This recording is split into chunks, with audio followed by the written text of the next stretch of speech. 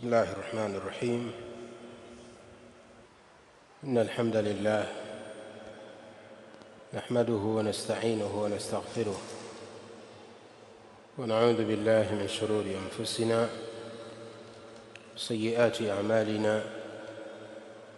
من يهده الله فلا مضل له ومن يضلل فلا هادي له.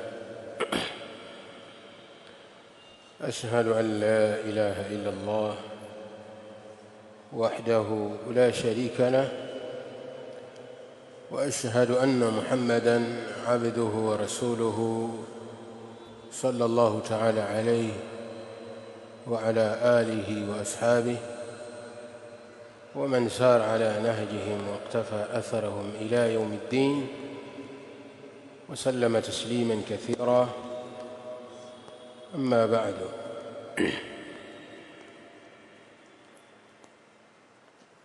tunaendelea katika darasa hii ya al-kabair,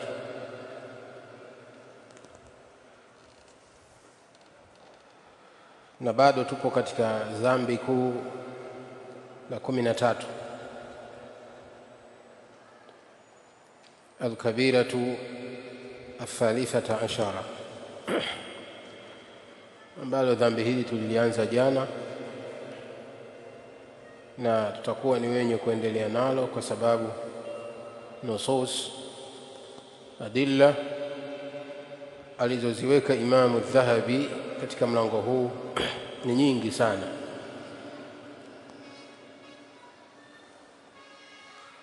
Kwa hivyo tutakwenda kidogo kidogo mpaka tutakapomaliza mlango huu insha Allah taala.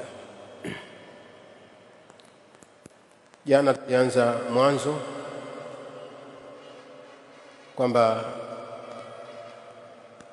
dhambi kuu la 13 al-Imam al-Ghashi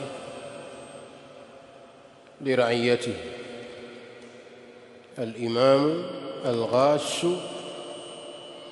لرعيته.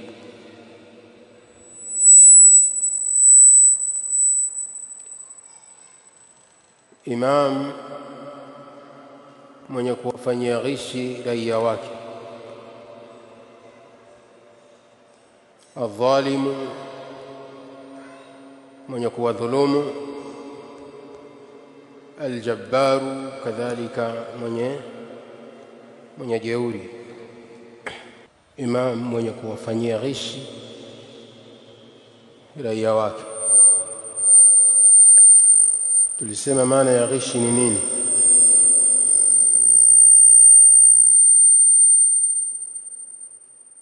Na najua maana ya ghishi? Naam.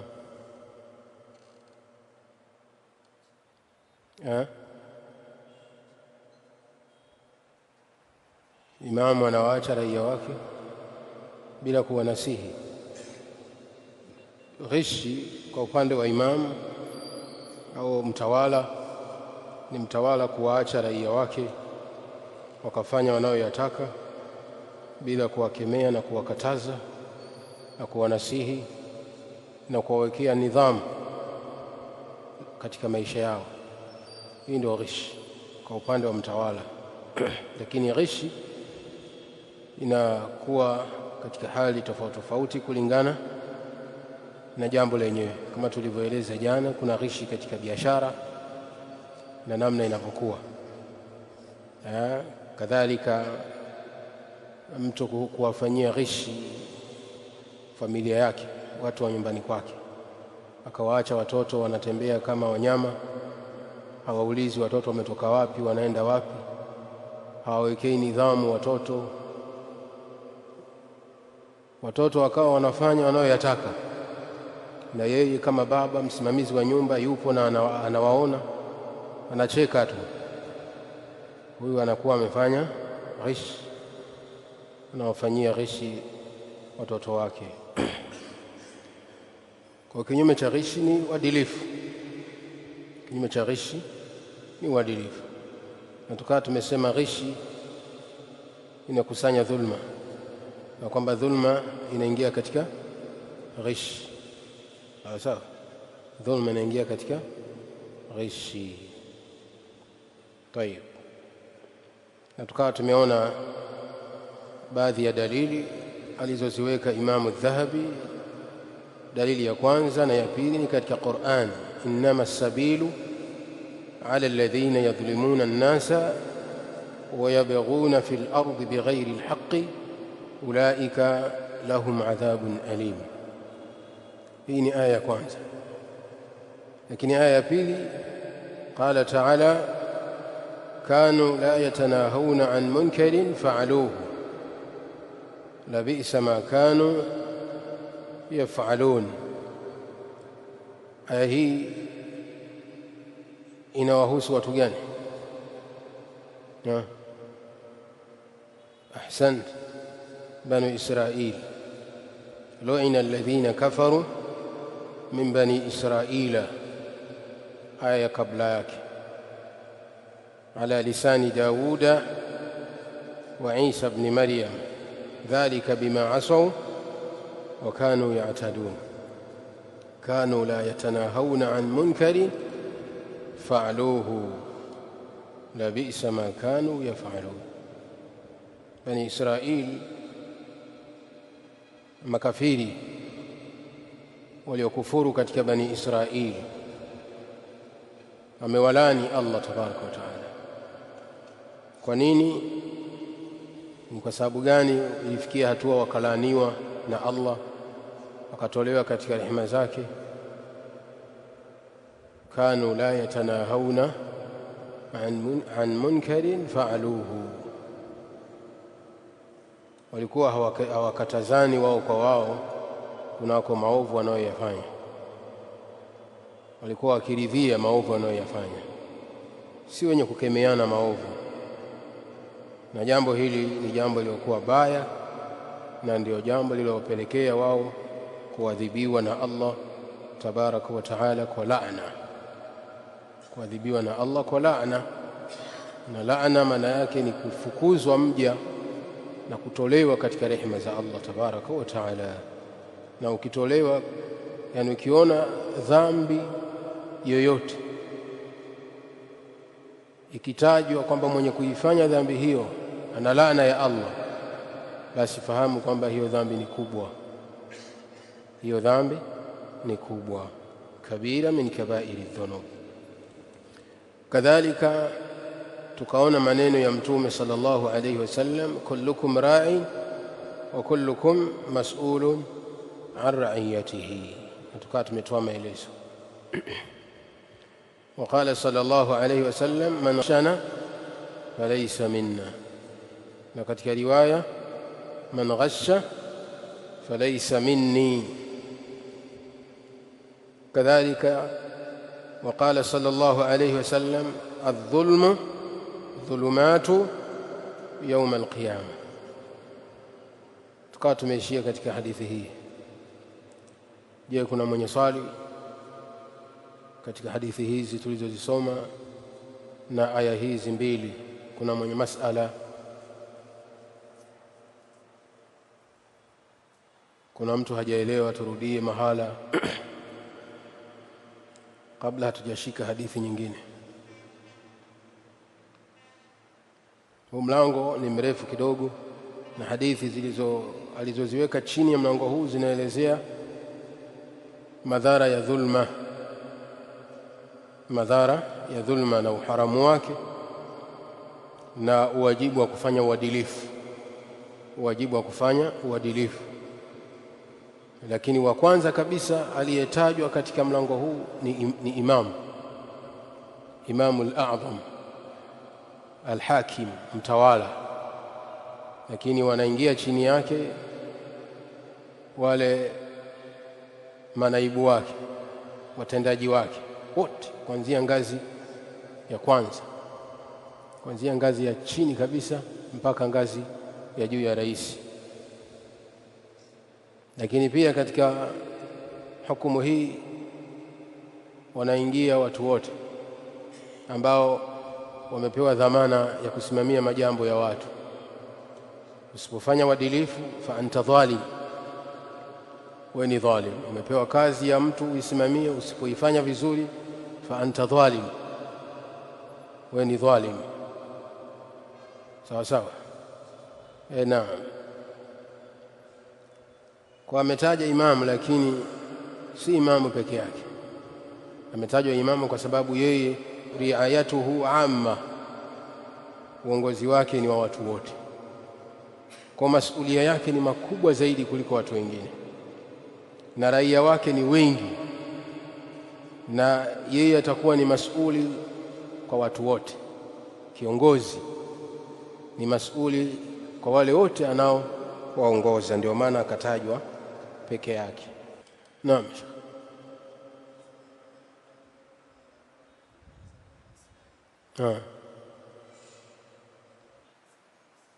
Naam.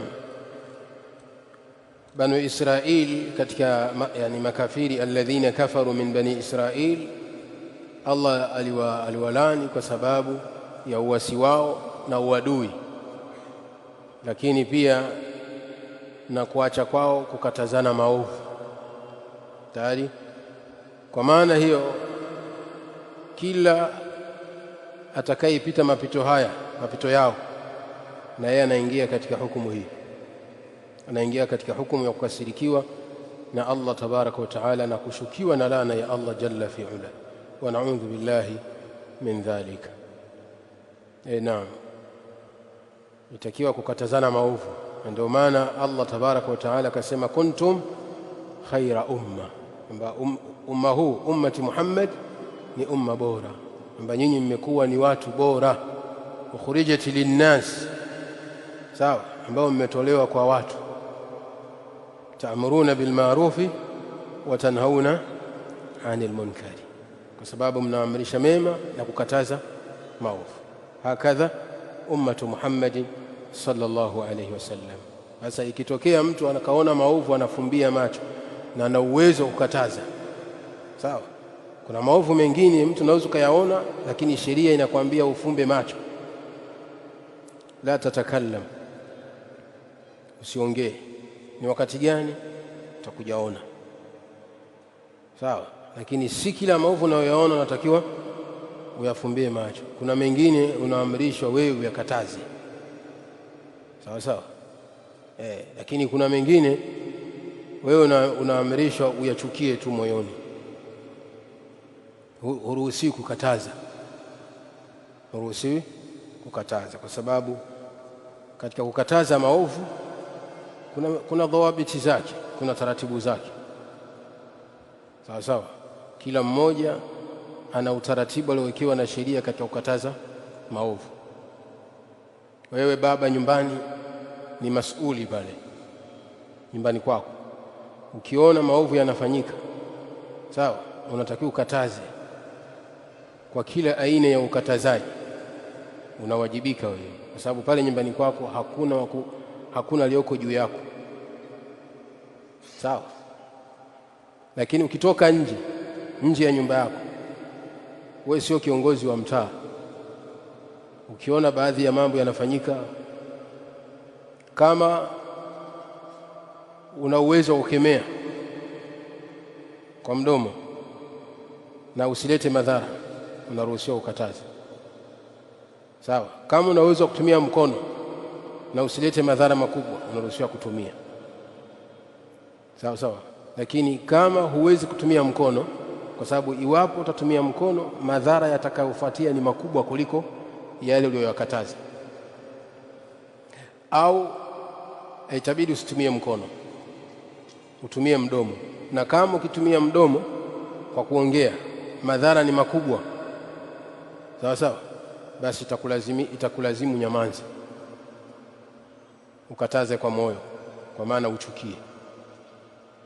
Hiyo ndio wajibu wako, sawa. Sasa mimi naone watu wanafanya maovu, mchukia, kwa sababu wewe sio wajibu wako kukemea yale. Kuna watu wenye mamlaka, hayo, kwa sababu wewe sio kiongozi. Kuna baadhi ya mambo yanatakiwa yakemewe na viongozi wa nchi, ama wewe raia wa kawaida unatakiwa uchukie tu, sawa.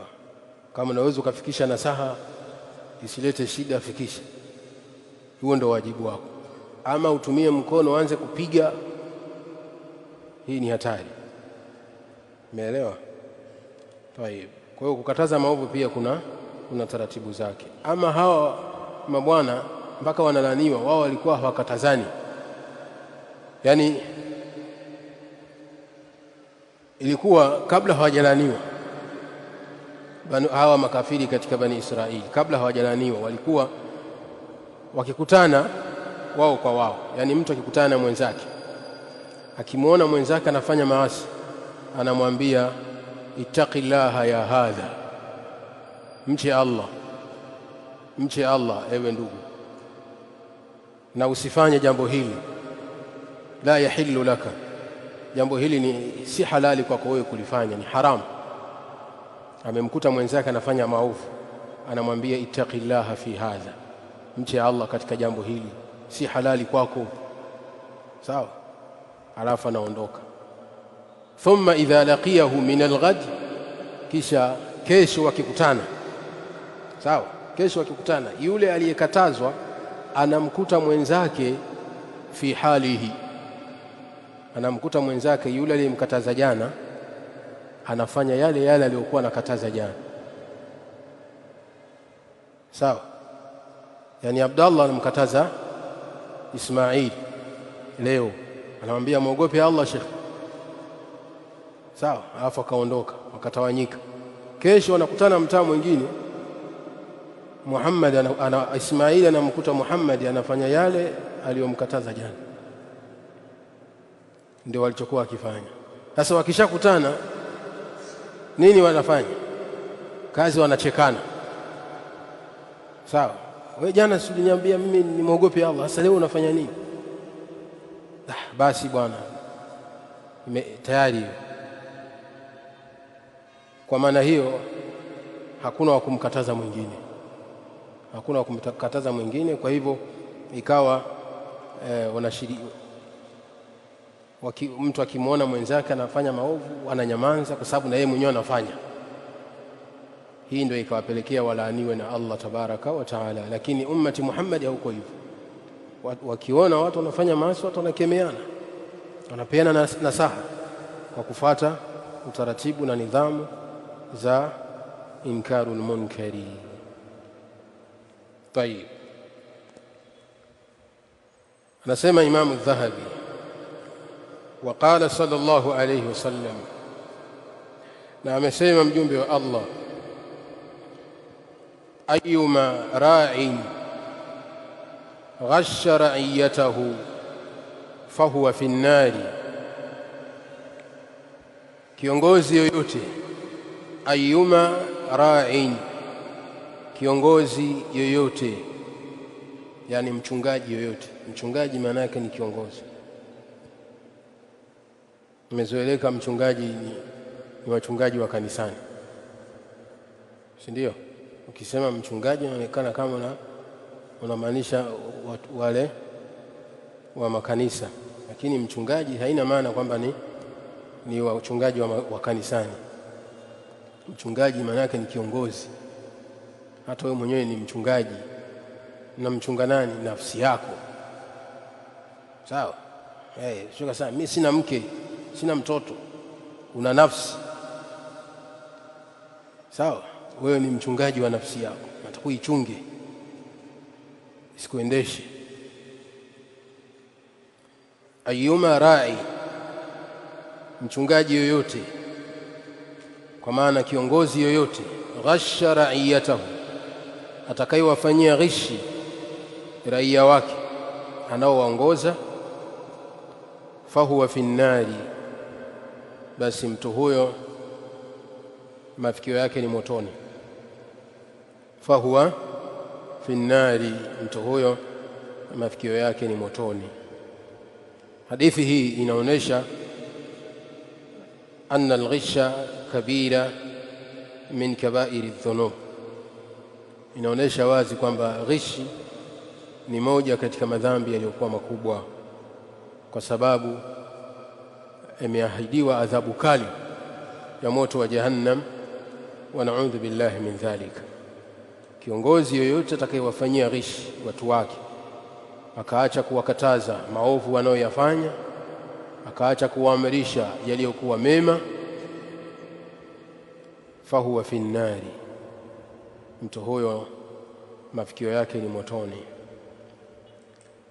Na hadithi hii Mtume sallallahu alayhi wasallam ameyasema haya maneno akiwa na maana ya kukemea jambo hili la ghish, kitendo cha ghish, na akihimiza watu bil khusus, viongozi, watu waliobeba majukumu, kuwa waadilifu kwa wale ambao wanaowaongoza. Waqala sallallahu alayhi wasallam, na akasema pia Mtume alayhi salam, man istara'ahu Allahu ra'iyatan, man istara'ahu Allahu ra'iyatan, mtu yoyote ambaye Allah tabaraka wa taala atamtawalisha kumfanya kuwa ni kiongozi mwenye kuwachunga raia. Man istara'ahu Allahu ra'iyatan, mtu yoyote ambaye Allah tabaraka wa taala atamfanya kuwa ni kiongozi mwenye kuwachunga raia, thumma lam yuhitha binushin, thumma lam yuhitha binushin illa harrama Allahu alayhi aljannata.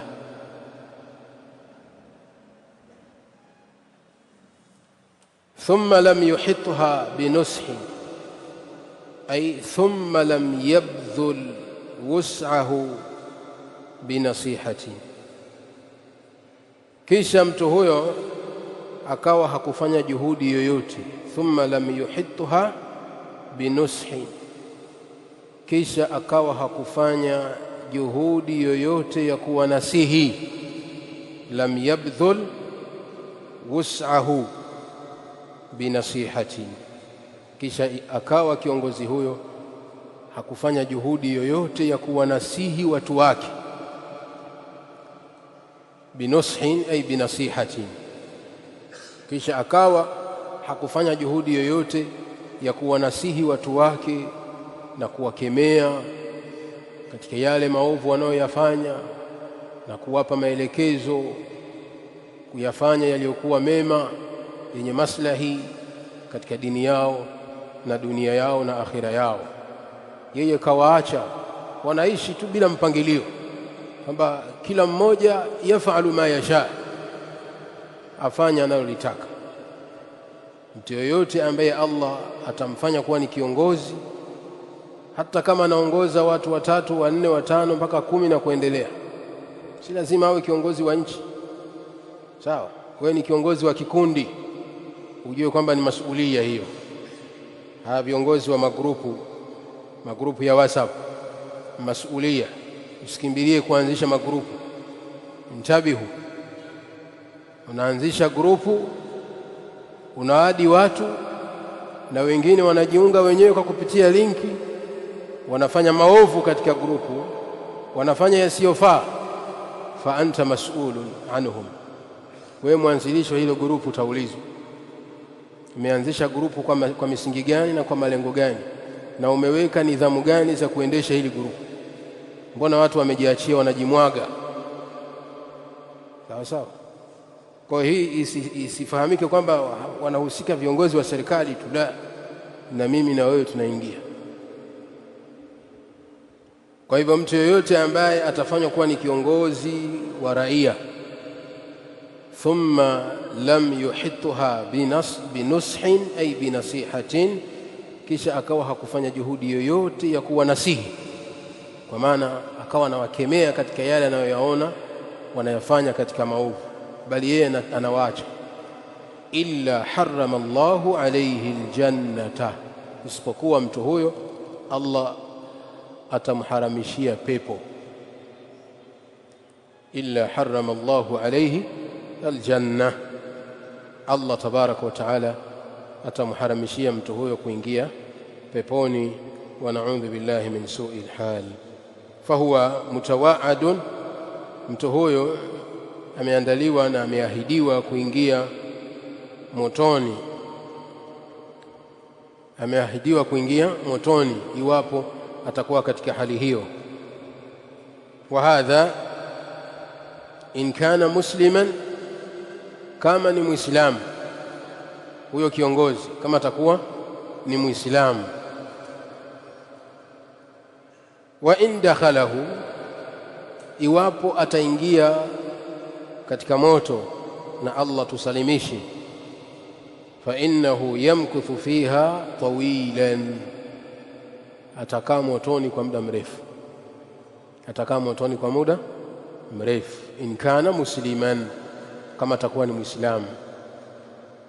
Hizi nusus zinazoelezea mwenye kufanya dhambi fulani ataingia motoni akiwa ni muislamu,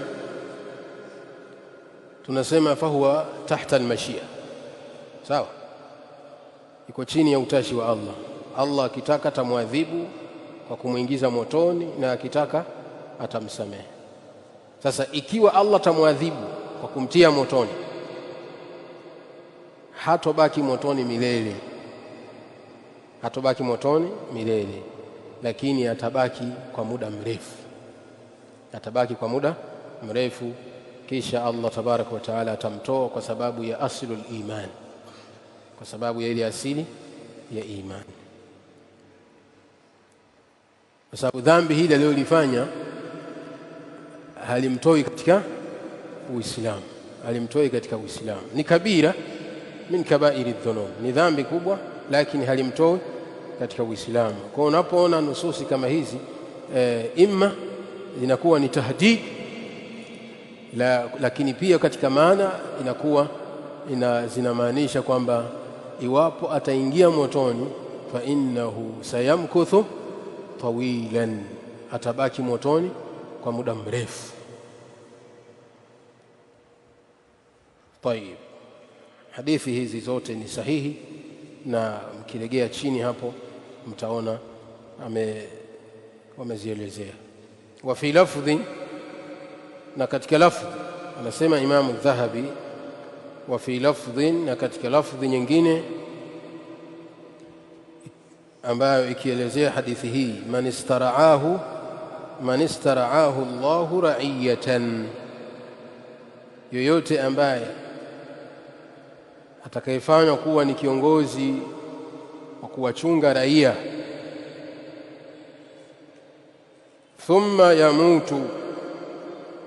Imamu Dhahabi anasema wa fi lafdhin yamutu hina yamutu wa huwa ghashun li ra'iyatihi, kisha kiongozi huyo akafa hina yamutu, pindi atakapokufa, yani idha jaa ajaluha, atakapokuja muda wake wa kuondoka duniani, akafa wa huwa ghashun li ra'iyatihi, ili hali ni mwenye kuwafanyia ghishi raia wake, illa harrama Allahu alayhi aljannata, isipokuwa Allah atamharamishia kiongozi huyo pepo.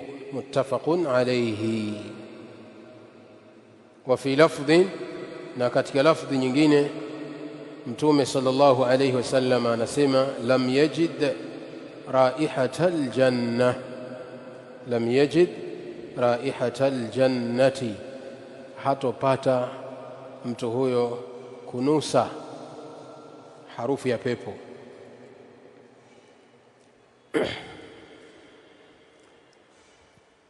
Wa fi lafdhin, katika lafdhi Imamu Dhahabi anasema yamutu. Mwanzo wa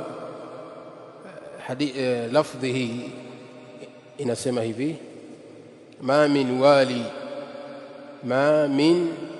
wali, hakuna mtawala yoyote. Hadithi ndio inaanza hivi, lakini wewe sikiliza tu, kama unaweza kuandika andika. Kama huwezi wewe sikiliza. Hivi alivyoiweka pia imamu inatosha. Ma min wali, hakuna mtawala yoyote, hakuna kiongozi yoyote. Ma min wali amra almuslimin, hakuna kiongozi yoyote mwenye kusimamia mambo ya Waislamu. Hakuna kiongozi yoyote mwenye kusimamia mambo ya Waislamu. Thumma yamutu, ndio inaendelea hivyo. Thumma yamutu, kisha akafa kiongozi huyo. Wa huwa ghashun li ra'iyatihi, hali ya kuwa ni mwenye kuwafanyia ghishi watu wake, raia wake, wananchi wake, waumini wake. Kama ni imamu wa msikiti akafa hali ya kuwa ni mwenye kuwafanyia ghishi waumini wake, illa harrama Allahu alayhi aljannata, isipokuwa Allah tabaraka wa taala atamharamishia mtu huyo kuingia peponi. Muttafaqun alayhi. Na katika lafdhi lam yajid raihata aljanna, hatopata kunusa harufu ya pepo.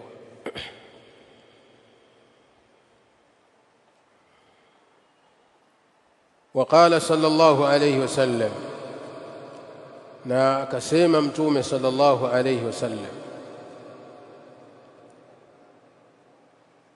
ma min amiri ashratin, ma min amiri ashratin illa yu'ta bihi maghlulatan yadahu ila unuqihi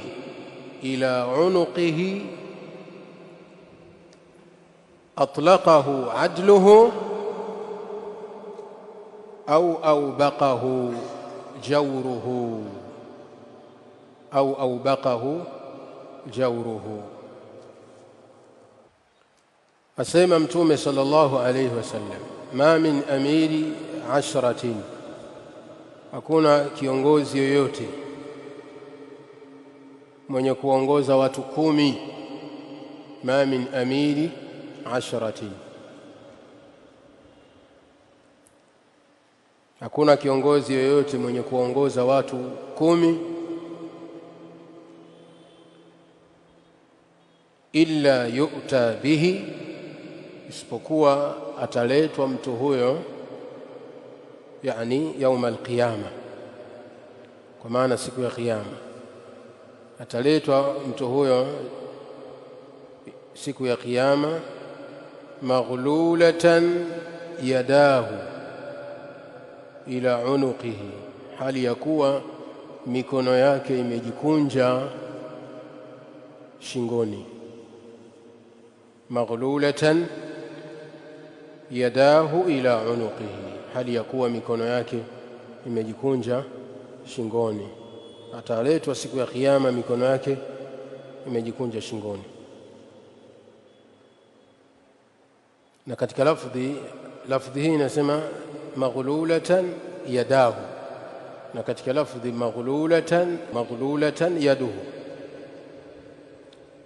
Ataletwa mtu huyo siku ya kiyama mkono wake ukiwa umejikunja katika shingo yake. Atlaqahu adluhu, mkono huo utafunguliwa na uadilifu wake. Atlaqahu adluhu, mkono huo utafunguliwa na uadilifu wake. Au baqahu jawruhu, au dhulma yake itaufanya mkono huo ubakie umejikunja shingoni. Au baqahu jawruhu ay dhulmuhu, au dhulma yake itaufanya mkono huo uendelee kubaki umejikunja shingoni.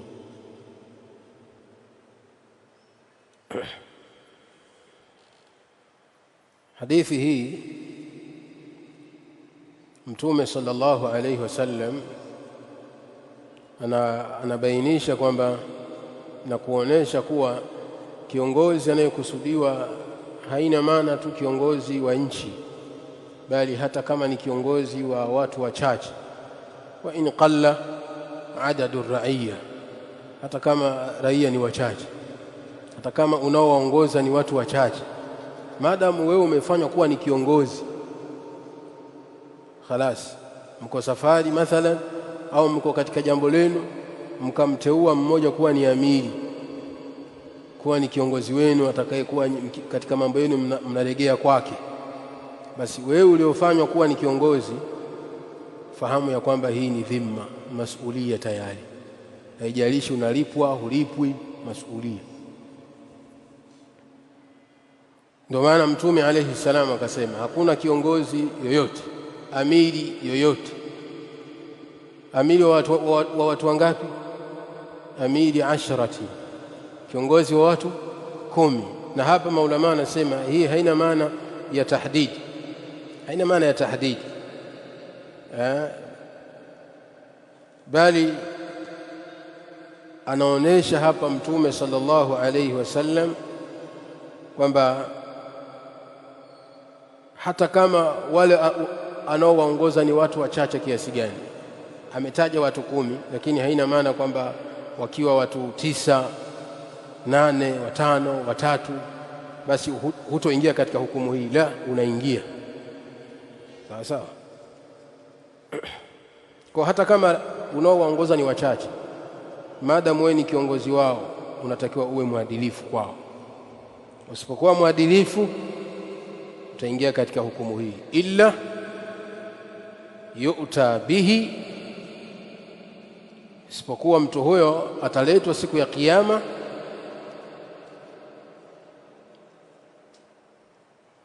maghlulatan yadahu, hali ya kuwa mikono yake imejikunja, ila unuqihi, shingoni kwake. Hawezi kuitoa mikono huko iliko shingoni. Atlaqahu adluhu, mikono hiyo itaachiliwa na uadilifu wake, sawa? Au uadilifu wake ndio utakaoifanya mikono hiyo ifanyeje? Ikunjuke, itoke shingoni. Au baqahu jawruhu, jawruhu au bimaana dhulmuhu, au dhulma yake itaifanya mikono hiyo iendelee kubaki imejikunja shingoni. Kwa maana uadilifu alioufanya hapa duniani kuwafanyia raia wake, alivyoishi na raia wake, alivyoishi na watu wake kwa uadilifu, akiwafanyia insafu, sawa, hakuwafanyia dhulma. Ule uadilifu, muamala wao alioishi nao kiongozi uliokuwa mzuri, utaifanya mikono yake ikunjuke siku ya Kiyama. Tayari. Na kama duniani alikuwa ni dhalim, anajifanya ni jabbar, sawa sawa, mwenye kuwadhulumu raia wake, mwenye kuwafanyia ghishi raia wake, mikono yake itabakia imejikunja shingoni, itabakia imejikunja shingoni. Ni sababu gani iliyopelekea isikunjuke mikono yake? Dhulmuhu, ni dhulma aliyoifanya kuwadhulumu raia wake. Kwa hadithi hii inatutanabahisha sisi ambao tunakuwa tumebeba majukumu ya watu, tumebeba majukumu ya watu, hata kama ni wachache, inatakiwa tuwe ni wenye kuwafanyia adala, tuwe ni wenye kuwafanyia uadilifu. Kwa hivyo hapa tunaona wajibu wa kufanya uadilifu kwa wale walioko chini yako, ima ni familia yako na mfano wake, na madhara ya kuwafanyia dhulma na kuwafanyia ghish, na kwamba siku ya Kiyama itakugharimu kama umeishi nao kwa ghish, ukawaacha tu watu wanafanya wanayoyataka na wewe ni kiongozi wao.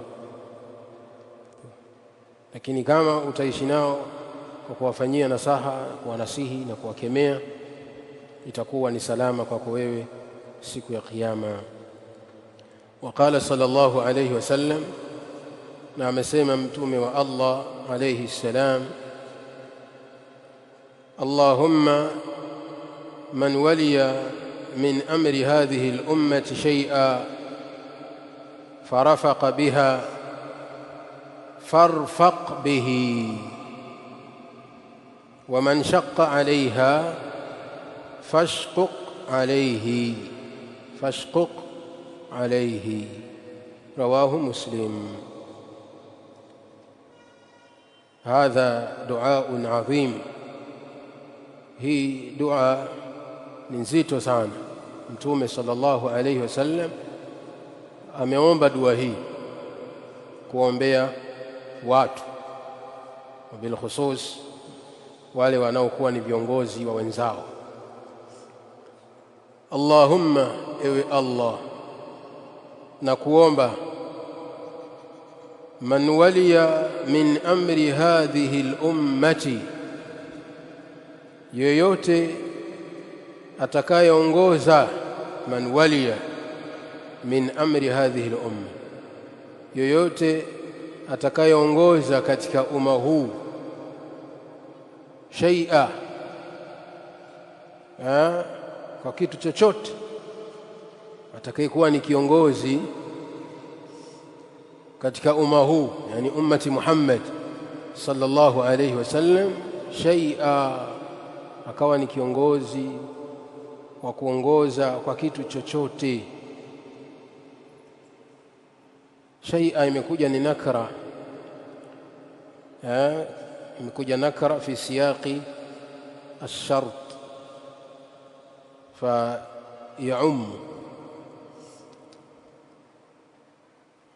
imekuja shay'a kwa kitu chochote, maana yake hata kama kitakuwa ni kitu kidogo. Lakini pia hapa anaingia kullu man waliya amran, kila atakayesimamia jambo, kila atakayesimamia jambo, liwe dogo liwe kubwa, basi huyo ajue amebeba masulia, amebeba masulia. Kwa Mtume alayhi salam akasema katika dua yake, ewe Allah, na kuomba atakayeongoza, kwa maana atakayesimamia jambo katika umma huu, farafaqa biha, akawa ni mpole katika kulisimamia jambo hilo. Farafaqa biha, akawa ni mpole katika kulisimamia jambo hilo, kwa maana akalisimamia vyema, akalifanya kwa upole jambo hilo.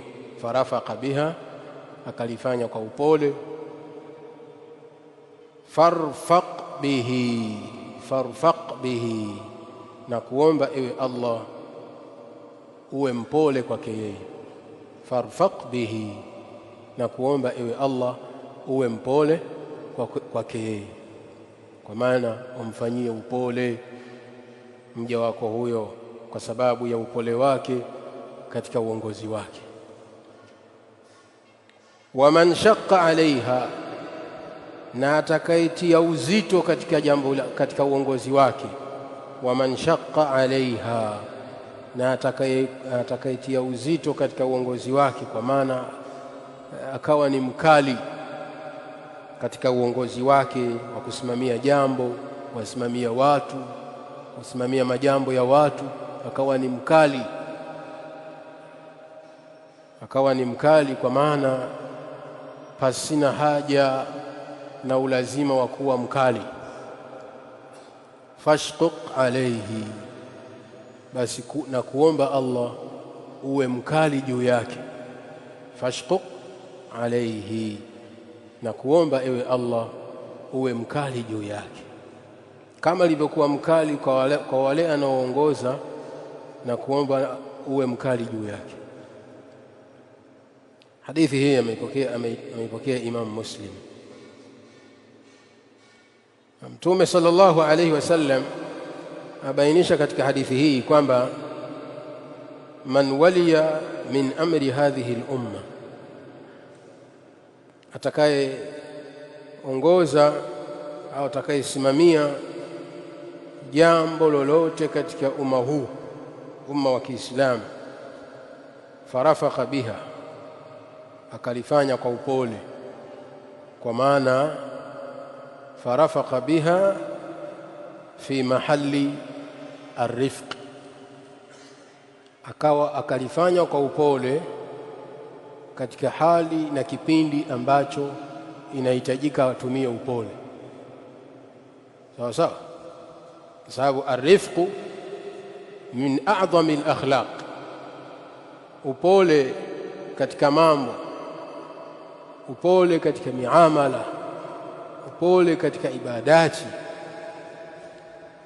min a'zami al-akhlaq, ni tabia iliyokuwa mzuri zaidi mtu kujipamba na tabia ya rifq, upole.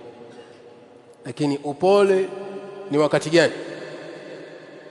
Yani muda wote wewe unakuwa ni mpole tu, au kuna baadhi ya time unatakiwa uwe ni mkali? Sawa sawa. Upole una taratibu zake na nidhamu zake. Sawa. Hapa anakusudia Mtume alayhi salam, farafaka biha ay fi mawdhi'ihi, akalifanya jambo hilo kwa upole katika hali na wakati ambao inahitajia yeye atumie nini? Upole. Sawa. Lakini katika kipindi na hali ambayo inahitajia atumie ukali, inafaa pia. Ndio maana maulama wanasema ashiddatu fi mawdhi'iha rifqu, ashiddatu fi mawdhi'iha rifqu, ukali anaotumia mtu mahala pake, huo ni upole. Sawa sawa. Ukali anaotumia mtu katika jambo mahala pake, huo ni upole. Sawa sawa. Kwa hiyo upole utumike mahala pake na ukali utumike mahala pake. Hii ndio insafu, huu ndio uadilifu.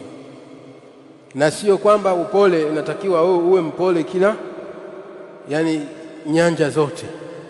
La, hata kama unaona watu wanafanya maasi, wanamkosea Allah tabaraka wa taala, wewe ni mpole tu. La, unatakiwa uwe mkali na uchukie. Na wakati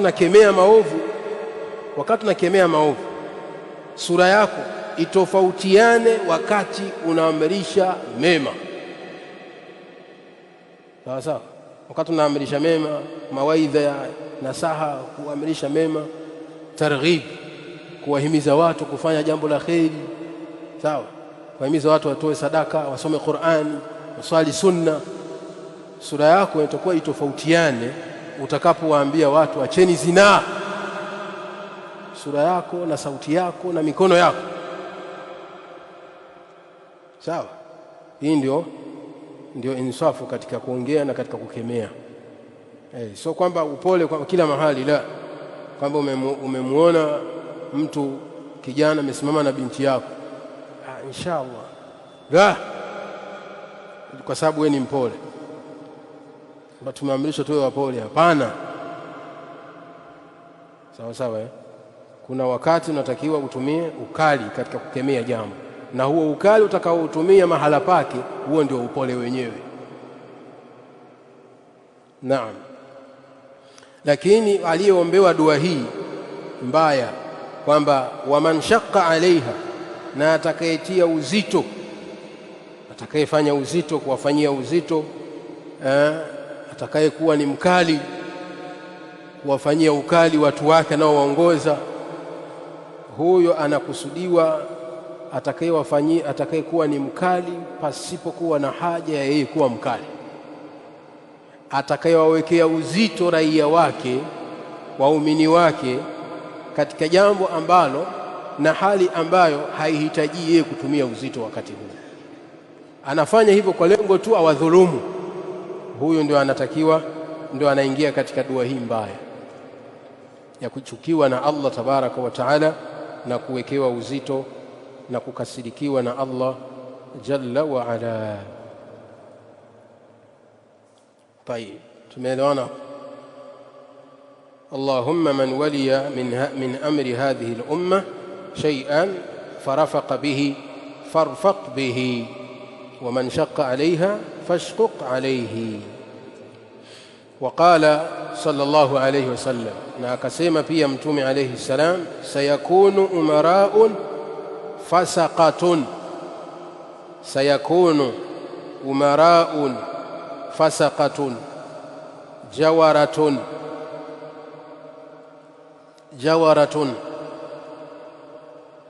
faman saddaqahum bikadhbihim wa a'anahum ala dhulmihim falaysa minni wa lastu minhu wa lan yarida alayya al-hawda. Mtume sallallahu alayhi wasallam anasema, hadithi nyingine aliyoiweka Imamu Adh-Dhahabi, sayakunu umara'un fasaqatun, watakuja viongozi. Sayakunu umara'u, watakuwepo watawala. Fasaqatun, waovu. Jawaratun, madhalim. Sayakunu umara'un, watakuwepo watawala, kwa maana miaka hiyo itakayokuja. Mtume sallallahu alayhi wasallam asema katika wakati wake, miaka hiyo itakayokuja watakuwepo watawala. Fasaqatun, waliokuwa waovu. Jawaratun, madhalim, wenye kuwadhulumu raia wao. Faman saddaqahum bikadhbihim, yoyote atakayewasadikisha kwa uongo wao, atakayewasadikisha kwa maana atakayewakubalia. Faman saddaqahum, basi yoyote atakayewasadikisha bikadhbihim, kwa uongo wao, kwa maana liannahum ya'muruna ma la yaf'alun, likaunihim ya'muruna ma la yaf'alun, kwa kuwa kwao viongozi hao wanaamrisha yale wasiyoyatenda, wanaamrisha wasiyoyafanya. Kwa Mtume alayhi salam akasema, atakayewasadikisha kwa uongo wao, kwa kile kitendo cha wao kuamrisha watu wasiyoyafanya. Wa a'anahum ala dhulmihim, na akawasaidia viongozi hao juu ya dhulma yao. Wa a'anahum, na akawasaidia ala dhulmihim, juu ya dhulma yao wanaoifanya. Ikawa kiongozi anawadhulumu watu wake anaowaongoza, haki zao, mali zao, damu zao, anawapiga, heshima zao na mfano wake. Sasa ikawa mtu huyo anawasaidia au viongozi, katika dhulma kwa namna moja au nyingine. Mtume alayhi salamu anasema, falaisa minni, mtu huyo hayuko na mimi. Walastu minhu, na mimi siko naye. Falaisa minni walastu minhu, hayuko na mimi na mimi pia siko naye. Falaisa minni ay falaisa ala tariqati fi hadha alfi'li, falaisa ala tariqati fi hadha alfi'li, mtu huyo hayuko na mimi katika kitendo hicho kilichotajwa, kwa maana hayupo katika mwongozo wangu kwa hicho kitendo kilichotajwa, kwa sababu Mtume sallallahu alaihi wasallam hajafundisha hivyo. Katika mwongozo wake hajafundisha kuwasaidia watu katika dhulma, hajafundisha hivyo. Mafundisho ya Mtume alaihi salam na mwongozo wake ni kwamba ukimuona mtu anafanya dhulma, umkataze. Unsur akhaka dhaliman au madhluma, Haya ndio mafundisho ya Mtume alayhi salam, kwamba mnusuru ndugu yako anayefanya dhulma au anayedhulumiwa. Wote tunatakiwa mfanyaje? Wanusuru, na kila mmoja ana njia ya kumnusuru. Sasa ukiwasaidia madhalim katika dhulma zao, Mtume anasema alayhi salam, laisa minni, mtu huyo hayuko na mimi, walastu minhu, na mimi siko naye. Walan yarida alayya alhawda, na mtu huyo hatokurubia kwenye haudhi yangu. Walan yarida alayya alhawda, mtu huyo hatokurubia katika haudhi yangu, kwa maana hatopata kunywa maji katika haudhi ya Mtume sallallahu alayhi wasallam, ambayo haudhi hii ameandaliwa Mtume alayhi salam siku ya Kiyama, ambayo haudhi hii ya maji Mtume alayhi salam anasema atakayekunywa katika haudhi yake, atakayekunywa maji katika haudhi ya Mtume alayhi salam yaum alqiyama hatopata kiu tena abadan, hatopata kiu abadan. Sasa mtu huyu adhabu yake hatokurubia haudhi ya Mtume sallallahu alayhi wasallam. Ni ubaya ulioje wa hiki kitendo alichokifanya. Allah atuepushe na matendo haya. Hadithi hii ukiangalia chini hapa anasema muhaqqiq, lam aqif alayhi bihadha al-lafz, sijaiona mimi hadithi hii katika vitabu vya hadithi nilivyopitia kwa lafdhi hii, yani kwa lafdhi hii iliyoko hapa aliyoweka Imamu Dhahabi. Huyu muhaqqiq wa kitabu hiki anasema hajaiona katika vitabu alivyolegea, lakini akasema wa akhraja binahwihi at-Tirmidhi, na ameitoa hadithi hii mfano wake, yani mfano wa hadithi hii pia ameitoa Imamu Tirmidhi wa Nasai na Imamu Nasai fi al-Kabir, na ameisahihisha Sheikh al-Albani rahimahullahu ta'ala. Inasema katika lafdhi ambayo imethibiti, sayakunu ba'di umaraun. Mtume alayhi salamu asema watakuwepo baada yangu, sayakunu ba'di umaraun, watakuwepo baada yangu mimi watawala. Faman dakhala alaihim, yoyote atakayeingia kwa wao, kwa hao watawala, fasaddaqahum bikadhbihim,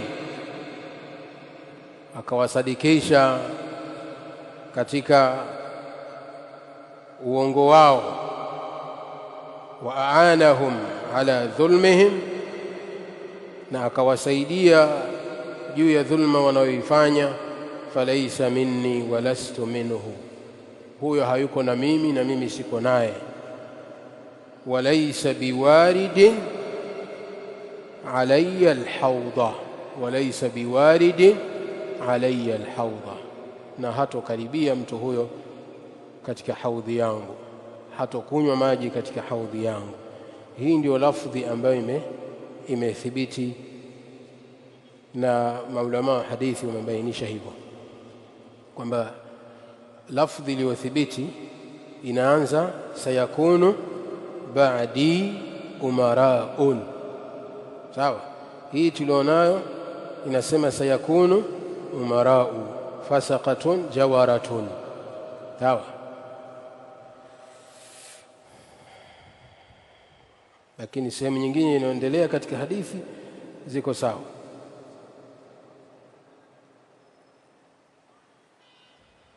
طيب, hadithi ya mwisho kwa siku hii ya leo. Waqala sallallahu alayhi wasallam, na amesema mjumbe wa Allah, ma min qaumin yu'malu fihim bil ma'asi hum a'azzu wa aktharu mimman يعمله thumma lam yughayyiru illa ammahumullahu bi'iqabin. Hadithi ameitoa Imam Ahmad na Ibn Majah wa huwa hadithun sahih. Asema Mtume alayhi salam, ma min qaum, hakuna watu wowote, yu'malu fihim bil maasi, watu ambao yanafanywa kwa wao maasi, yu'malu fihim bil maasi, watu ambao yanafanywa kwa wao maasi, hum a'azzu wa aktharu, hali ya kuwa watu hao ni wenye nguvu. Hum a'azzu ay hum aqwa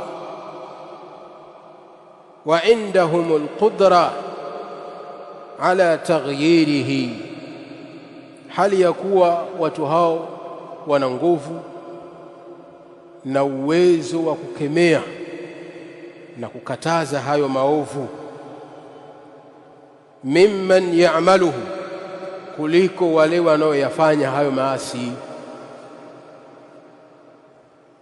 Ma min qaumin, hakuna watu wowote ambao yu'malu fihim bil maasi, yanafanywa kwa wao, yanafanywa baina yao maasi. Maasi yanafanyika na wao wapo,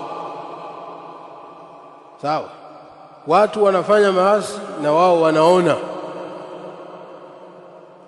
lakini watu hao hum a'azzu ay aqwa wa aqdar, ni watu wenye nguvu na watu wenye uwezo, litaghyirihi, ya kukemea na kukataza hayo maovu yanayofanyika. Wana nguvu na uwezo. Mimman ya'maluhu ay min alladhina yaf'aluna almaasi, kuliko wale wanaofanya maasi. Kwa maana viongozi, unaelewa?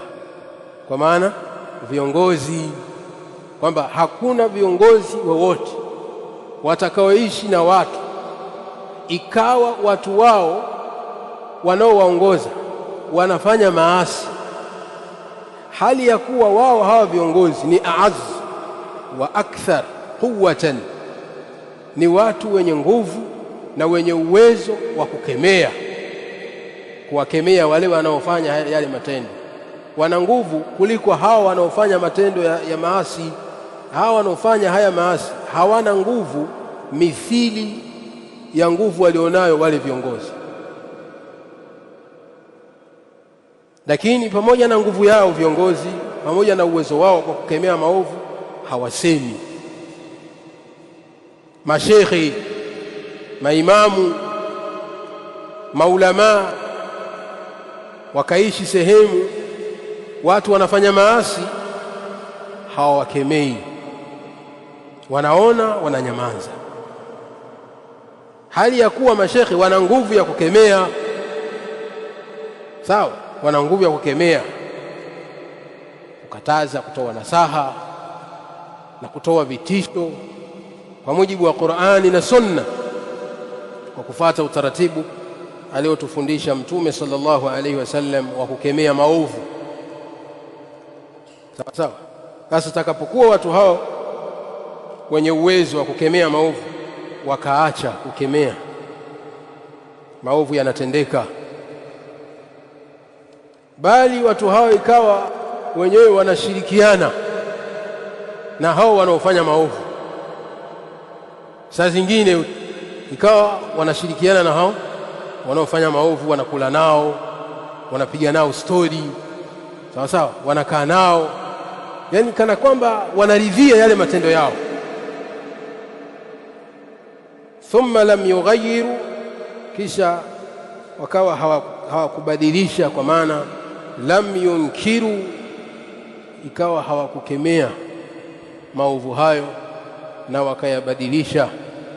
Illa ammahumullahu biiqabin, isipokuwa watu hawa Allah tabaraka wa taala atawashushia wote adhabu.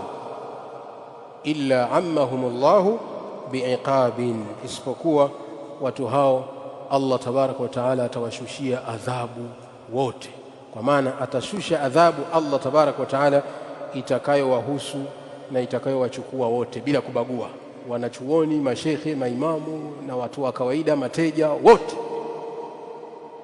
Madam watu wanafanya maasi, nyinyi mmeridhia, hamsemi, adhabu ikija inawashughulikia nyote. Hadha hadithun sahih. Na imekuja kwa lafdhi nyingine, inna bani Israila, katika lafdhi ya Imam Ahmad rahimahullah ta'ala na Imam Tirmidhi, anasema lamma waqa'at banu Israila, banu Israil walipoingia katika fil maasi, katika maasi, fanahatuhum ulamauhum, wasomi wao wakawa wanawakemea banu Israil walipoanza kufanya maasi. Walipoingia kufanya maasi, wale wasomi wao wakawa wanawakemea, acheni kufanya maasi. Falam yantahu, hawakukatazika, hawakusikia nasaha za viongozi wao na maulama wao. Fajalasuhum fi majalisihim, wale wasomi waliokuwa wanawakemea wanaofanya maasi, baada ya kuona waumini wao hawakataziki, wanaendelea kufanya maasi, wakaona kila mmoja tabeba mzigo wake, wakaachana nao na wao wakawa wanakaa nao, yani kana kwamba wameridhia vile vitendo wanavyofanya. Fajalasuhum fi majalisihim, wakawa wanakaa nao katika majalisi zao. Wa akaluhum, wakala nao. Washarabuhum, wakawa wanakunywa nao, wakikaa katika maskani wanakula, wanakunywa, wanacheka, yani kana kwamba hawachukii kitendo wanachokifanya, hali ya kuwa wao wamesoma. Fadaraba Allahu quluba ba'dihim ala ba'dhin wa la'anahum, hiyo ikawa ni sababu Allah tabaraka wa taala kuwasaliti baadhi yao kwa wengine, kwa maana na wale wasomi wao wakawa wameharibika, kwa sababu ya wameharibiwa na watu gani? Na waumini wao waliowakataza hawakukatazika, halafu ikawa wao wanakaa nao. Kwa hiyo mtu ukimwona anafanya maasi, anafanya maovu, unatakiwa umnasihi na umkemee kwa kadiri ya uwezo wako. Ukiona hajaacha yale maasi, siwe kidogo kidogo, tafuta njia ya kumhama, tafuta njia ya kumhama, na usikae naye, ili ajue kwamba kitendo anachokifanya sio kizuri na kwamba wewe hukiridhii. Ili nikae na wewe, acha zina. Ili nikae na wewe, acha wizi. Ili nikae na wewe, acha kadha. Ili nipate kula na wewe, ukaswali. Usiposwali, sili na wewe. Hii ni sehemu katika ni sehemu katika nasaha, ni sehemu katika nasaha. Lakini mtu haswali wala hujali, akija unampa mkono, tena unampa muanaka, sawa, unamchekea, uoneshi kwamba unachukizwa na kitendo anachokifanya cha kuacha sala. Hii si sawa, si sawa. Hivyo ndivyo walivyoishi banu Israili. Sasa sisi hatutakiwi kuishi hivyo, tunatakiwa tuishi kwa maisha ya nasaha, kunasihiana na kukemeana katika yale yaliyokuwa mabaya. نسأل الله تبارك وتعالى أن يجعلنا من عباده الصالحين من الذين يستمعون القول فيتبعون أحسنه. والله تعالى أعلم. tutabakia hapa insha Allah kwa leo, na kesho kutakuwa na darasa ya tafsiri biidhnillah tabaraka wa taala. wallahu taala a'lam. subhanallah bihamdihi, subhanakallahumma bihamdik.